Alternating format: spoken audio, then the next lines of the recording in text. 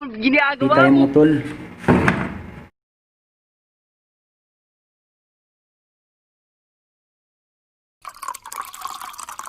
Ginagawa mo. Paghaluin muna natin ang brown at white.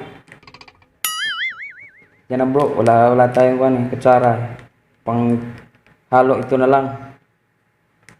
Cowboy. Oh, di wow.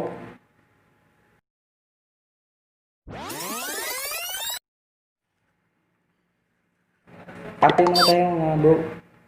Sarap yung kape pag umaga.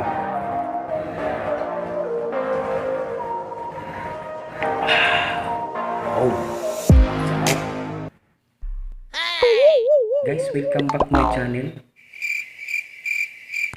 Bali, requested lang po kasi ito. Medyo natatagalan ako dahil mahaba-haba. Okay.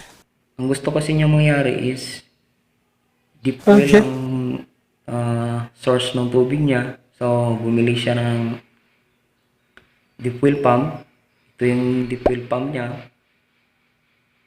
Bali, pakita ko din sa inyo yung diagram na gaano kalalim yung hihigupin niyan. Is ito. Then pagkatapos sa deep well pump, maglagay na din siya ng storage tank. Yung storage tank natin yan is 1,000 liters yan siya. Plastic yan na storage tank. Higupin yan sa shallow well pump. Ito yung shallow well pump.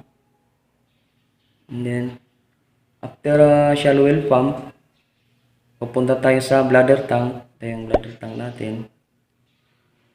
Then maglagay na din tayo guys ng filter kasi yung main source ng tubig niya is deep well, makalawang at saka may buhangin minsan.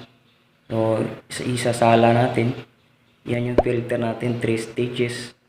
Then papasok na sa bahay.